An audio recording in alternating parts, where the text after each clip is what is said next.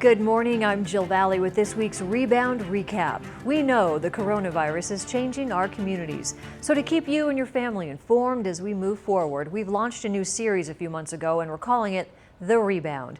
They are stories that will help all of us navigate these uncertain times. And every Sunday morning, we're going to recap those rebound stories from around Montana.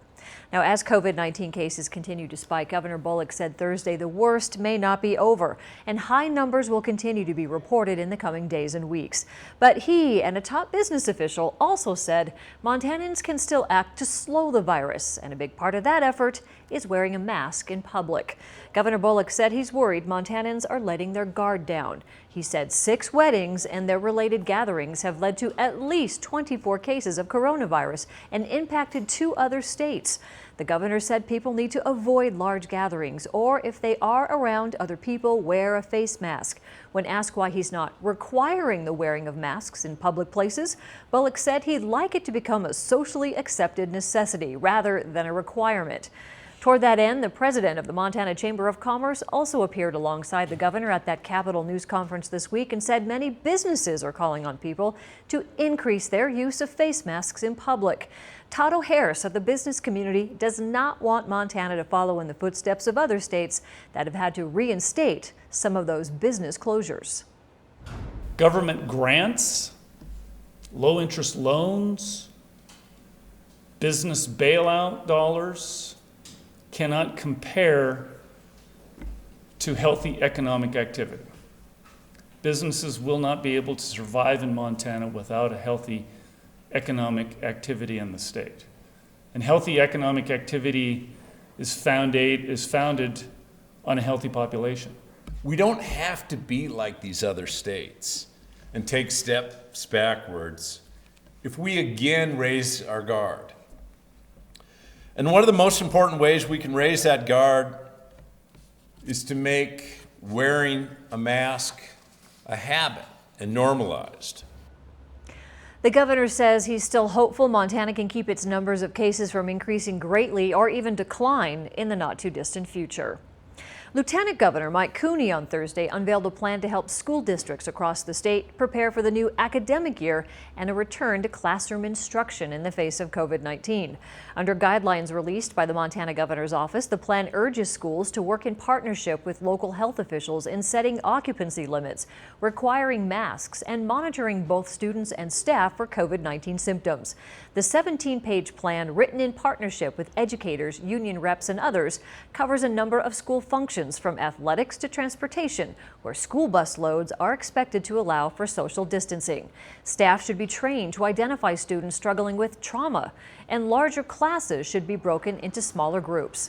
Cooney says the plan is intended to provide for effective and flexible guidelines for all schools to follow and resume in-person instruction come fall. Earlier this week, I spoke with a workforce consultant with the Montana Department of Labor and Industry to get an update on unemployment insurance benefits, information on jobs, and how long those benefits are available. Here's part of our conversation. Well, let's talk first of all, give us a snapshot about what our unemployment picture looks like. Are we as busy as we were at the beginning of this pandemic, and where are we now, and how are people feeling about all of this? Well, we don't have the numbers in for June yet. It's still a bit early, but the numbers that came out in May were positive. I think that the state of Montana ranked within the nation the top third as far as employment reclaimed over the month of May. 30,000 jobs were added back into the economy in May, 14,000 part-time jobs on top of that. The unemployment rate dropped down to 13.3% from a high of 14.7 in the state, so that's good. Here in Missoula, it's 9.3%, I believe is correct, 9.3% here in Missoula. So we're seeing people going back to work, and substantially, I think 30,000 people going back to work. A lot of people lost their jobs, and so we still have a long ways to go, but that's an encouraging number. So the numbers are still high, and you're still working with the state unemployment office to help people navigate through all this and filling out the forms and answering their questions? Well, we are. At Job Service, what we want to do is help field questions as far as the process. You know, people get in and they they start working through MontanaWorks.gov, or they get into the UI claims and they have questions about answering, how do I answer this question? Or, should I file right now? Or, boy, I don't know how to file. It's been so long since I've done this. And so they're calling us up and we're answering those questions. We also have some people that have a little bit more access. So if they're struggling with things like they have a PIN number from a claim several years ago and they don't remember it, they need to reset their PIN, we can help them out with that. The job attached status is something that we can help out with.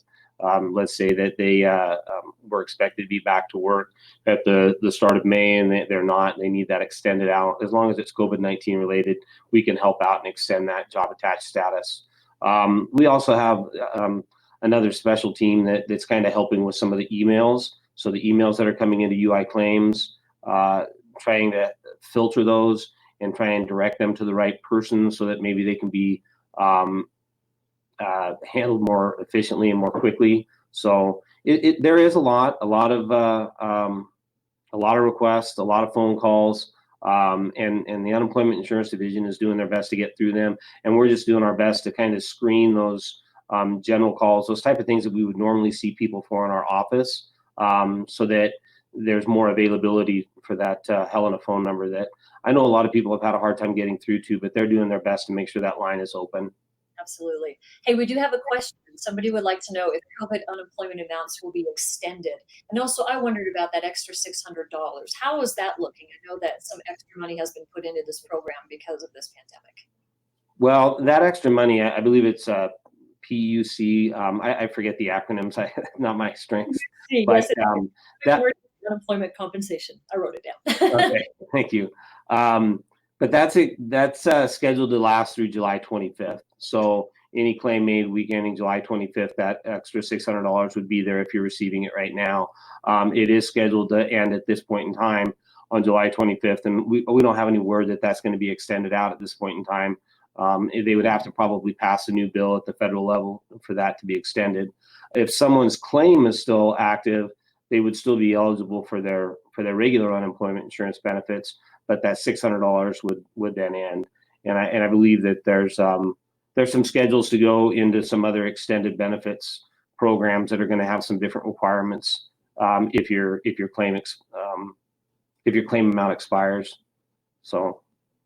And how long do the benefits last? If you were somebody who filed at the beginning of this, say in March or April, typically, what is the length of your unemployment, and has that been extended at all? Are they changing the rules a little bit in this? Well, yeah, they have. I mean, they've changed the rules to help people out as much as possible.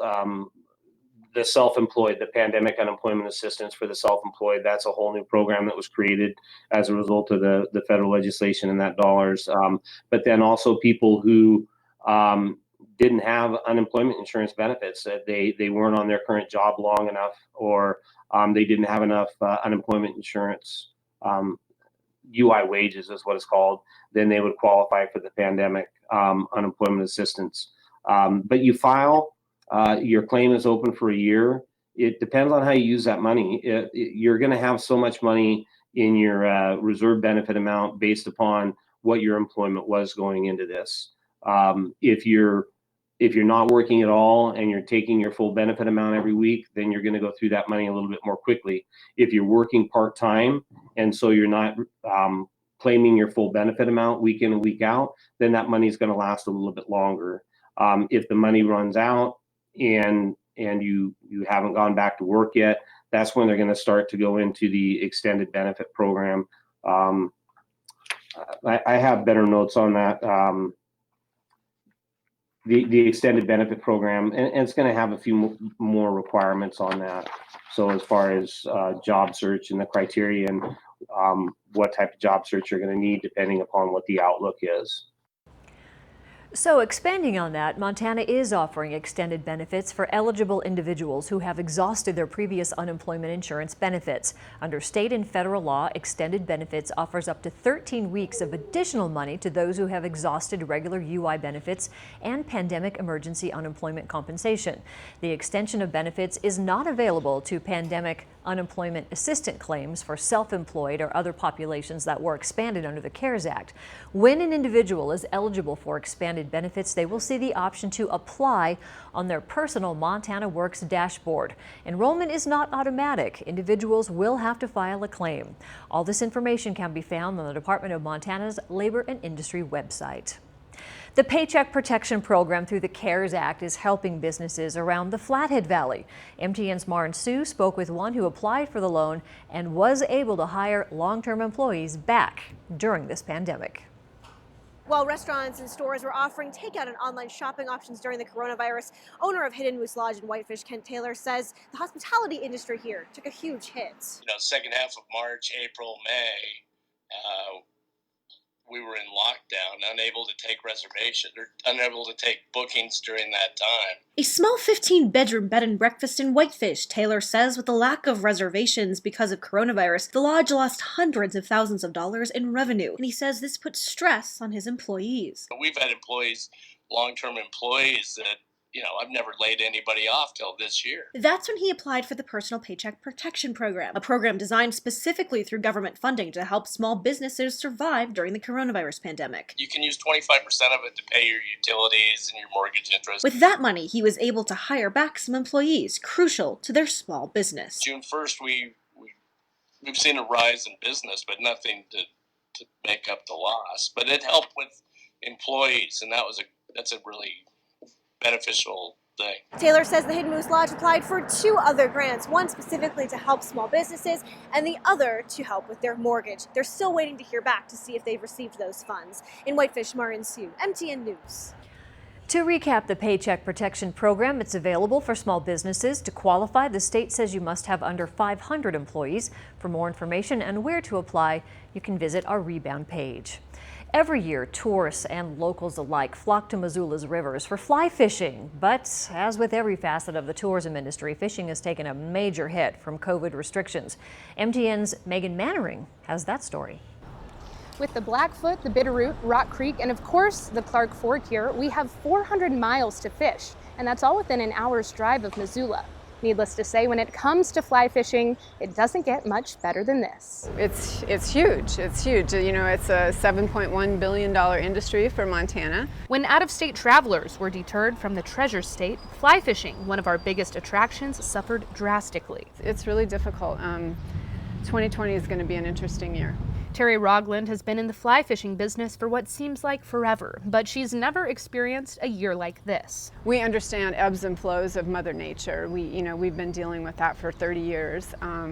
Forest fires, drought, flooding, we deal with all of that.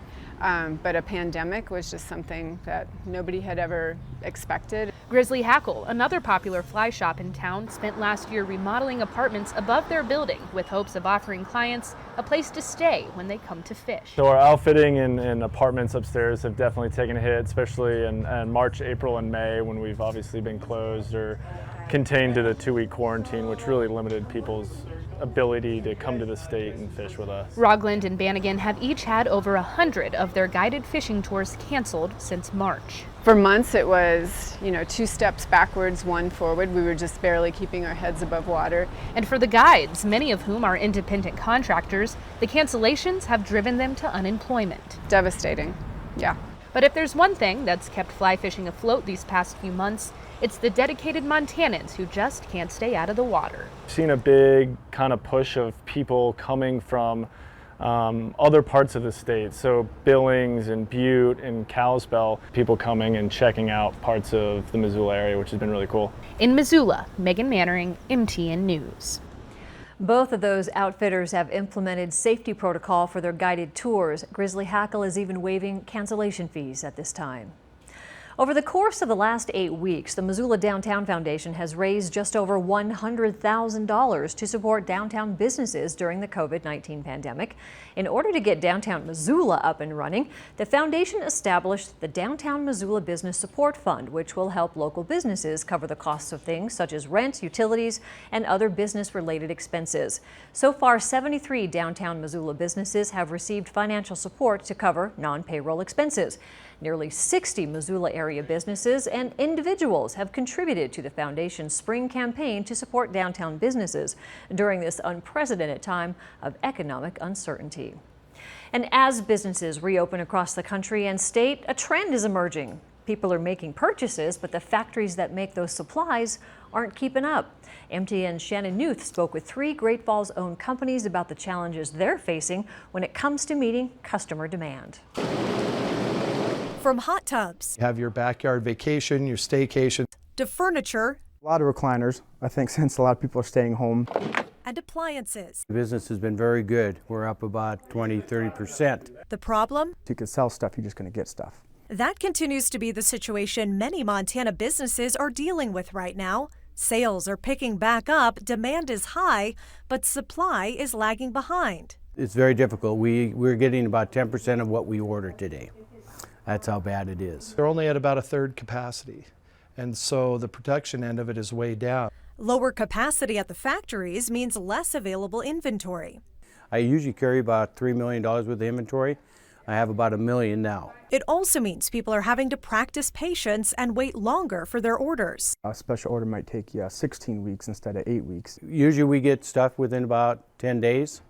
It's taken up to 2 months. Where it was 4 weeks, it may take 8 to 18 weeks to get a hot tub.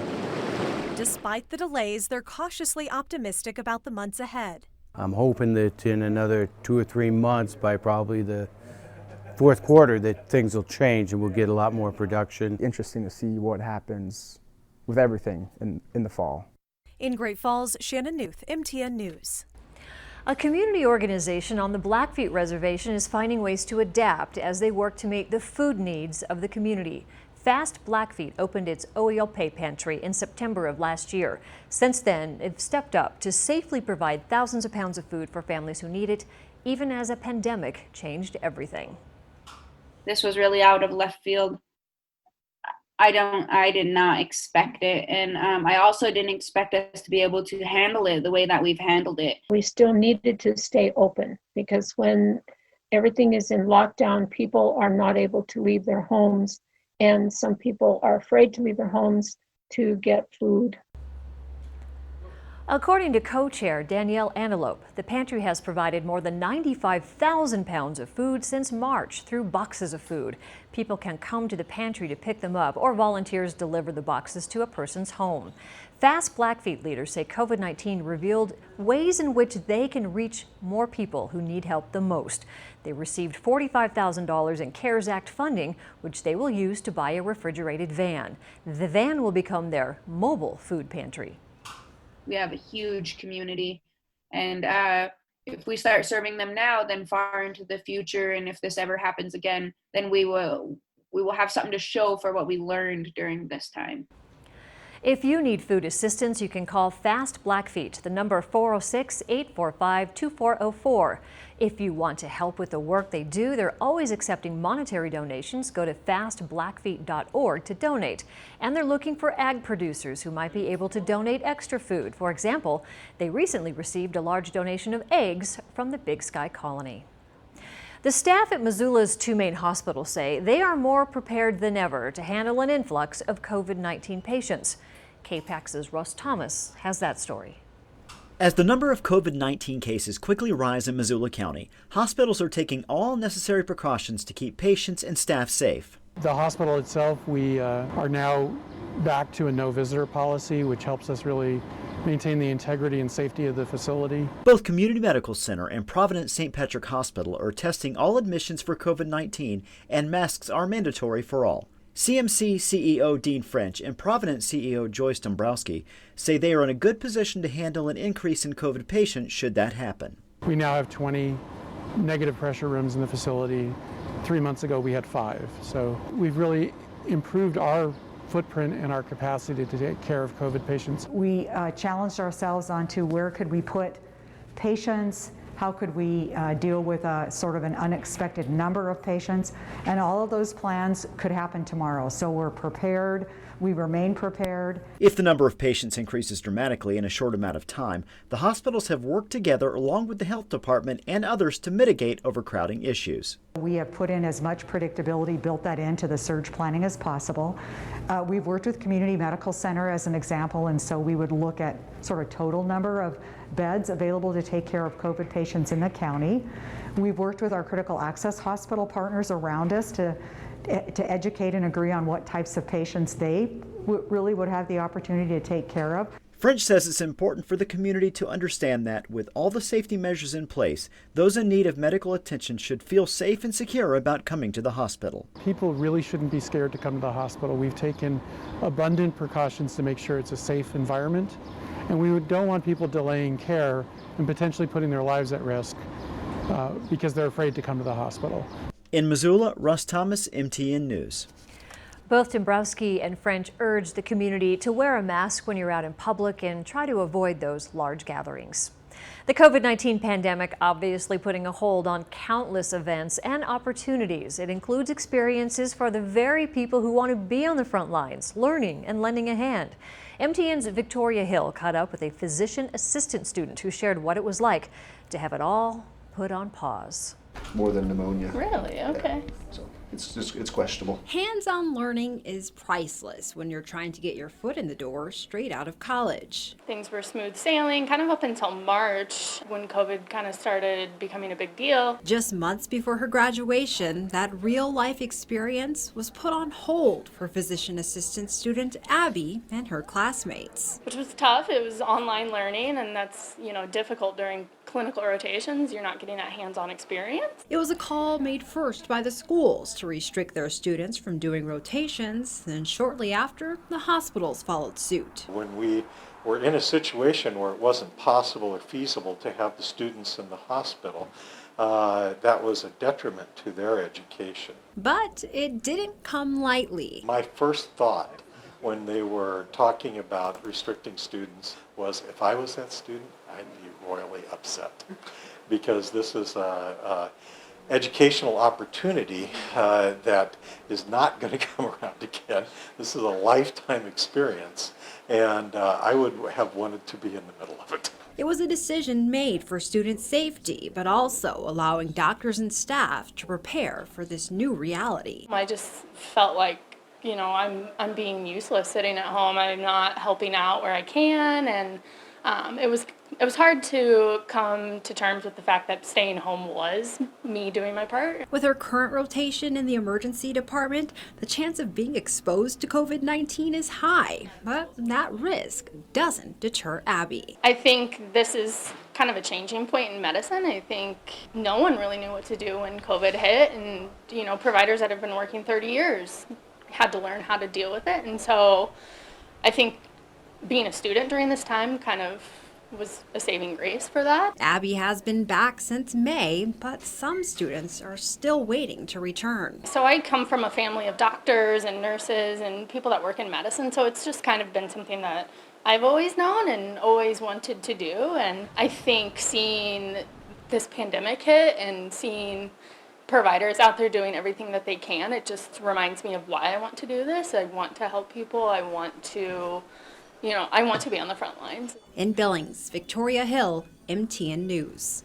And the good news for Abby and her classmates, even with the time gap in rotations, their graduation is still set for August. Like many, Billings nonprofit group Chinook Horses has faced many adjustments due to this pandemic, but now the therapy group says it's back to work and busier than ever. MTN's Jenny Fick has that story. Chinook Horses provides equine-assisted learning and equine-assisted therapy. So what you're looking at today is equine-assisted learning, and we're working with kiddos who have learning differences and or have experienced trauma. Chinook Horses is EGALA certified.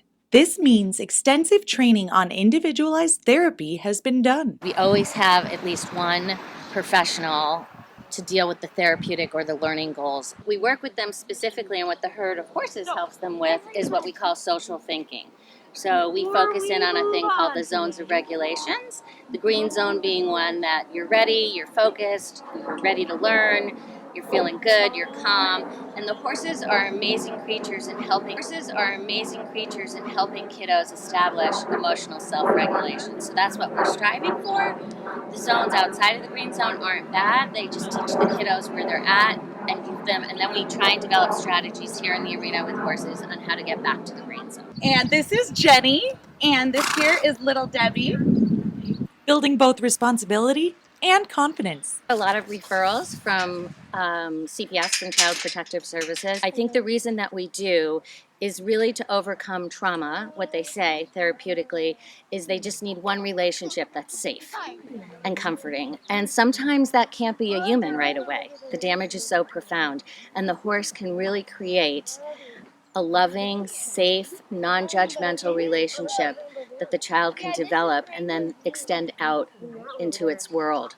She has noticed an uptick in requests for one-on-one sessions during the COVID emergency. There's been studies done that show that horses actually slow down our heart rate, and they're just wonderfully empathic creatures. They just somehow know what we need emotionally.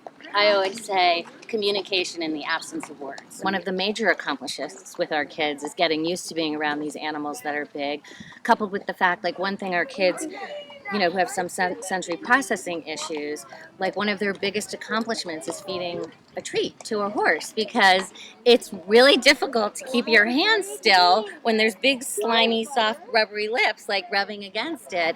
Hornick recalls the success story of a nonverbal boy who grew so much that he ended up leading the class at the end. A very firm believer that horses are healers. With Chinook Horses in Billings, Jenny Fig for MTN News.